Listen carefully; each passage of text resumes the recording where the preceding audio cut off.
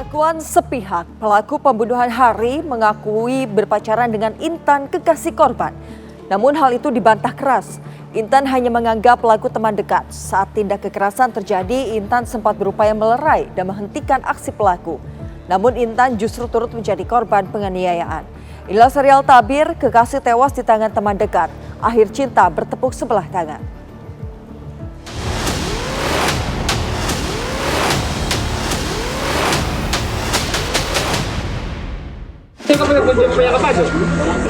Langsung dicekik itu korban dengan tangan kanan, dia ambil sesuatu dari kirinya pada pisau, dia patah itu pisaunya, dia naik arah ke pendakian sedikit, dia balik lagi, dia tusuk lagi 4 kali.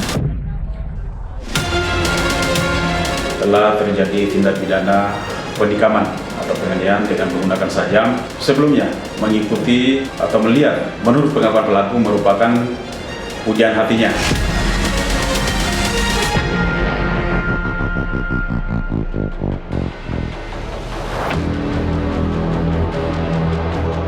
Perasaan cinta pelaku terhadap kekasih korban bagaikan bertepuk sebelah tangan. Namun dasar perasaan itulah yang menjadi pemicu peristiwa tragedi berdarah. Usai RU, pelaku melakukan penikaman terhadap Hari sebanyak 21 kali, RU menyerahkan diri ke Polres Buton. Karena awalnya itu kan sedang kan memang kita ada hubungan. Sejak kapan ya? Dari bulan Oktober 2020. Kita DM lewat aplikasi online. Nah, di situ kita ketemuan sekitar tanggal 10 Oktober. Nah, di situ juga kita malam itu juga kita langsung jadian. Dan itu dari dia sendiri ungkapkan perasaannya. Siapa yang mengungkapkan? Di situ saya sempat tanya juga tentang soal korban ini, hubungannya Intan sama korban. Tapi Intan bilang dia sudah tidak ada hubungan sama korban. Nah, terus saudara saya kasih tahu kalau kita jalani dulu. Siapa tahu kita lebih saling mengenal lebih jauh. Nah, itu kita pacaran sudah lama.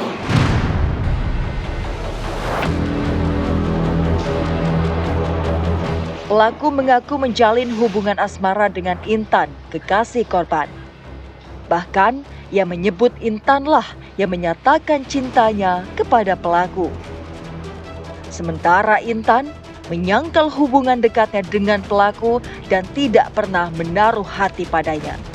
Intan merasa hanya berteman biasa.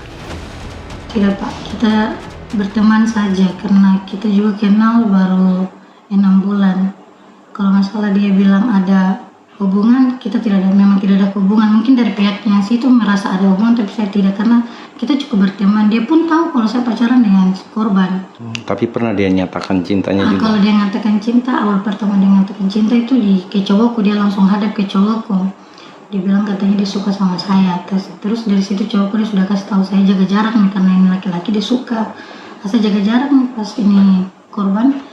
Dia bilang begitu, pelaku dia sudah mulai panik tuh karena saya sudah jaga jarak, sudah tidak berteman, komunikasi pun sudah tidak selancar dulu. Sudah sering dia datang dicari, mungkin itu dia rasa sakit hati, dia ikut kami dari belakang.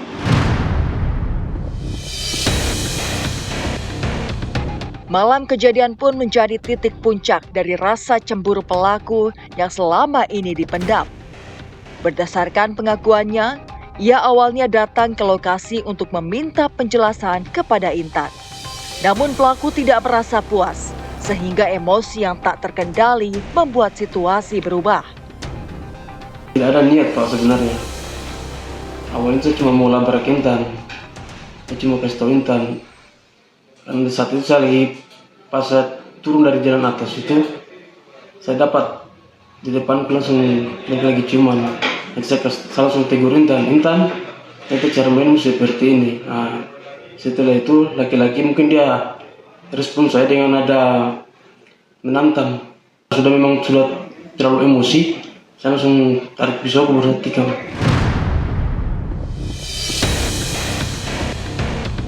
Di tengah luapan emosi pelaku, Intan sempat berusaha menghentikan aksi kekerasan yang terjadi antara pelaku dengan kekasihnya.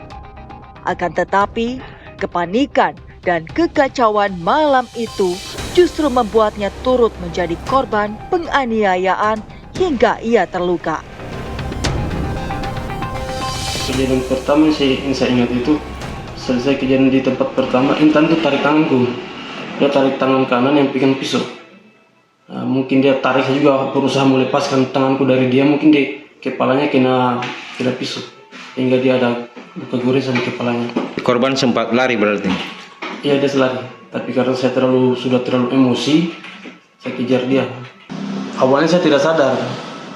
Nanti pas Intan dia teriak namaku, dia panggil Rusli, kepalaku berdarah, itu saya langsung sadar. Habis itu saya lihat korban sudah terkapar di jalan, di pinggir jembatan itu. Itu saya langsung lari ambil motor. Langsung kemana? Menyerahkan diri ke Polres.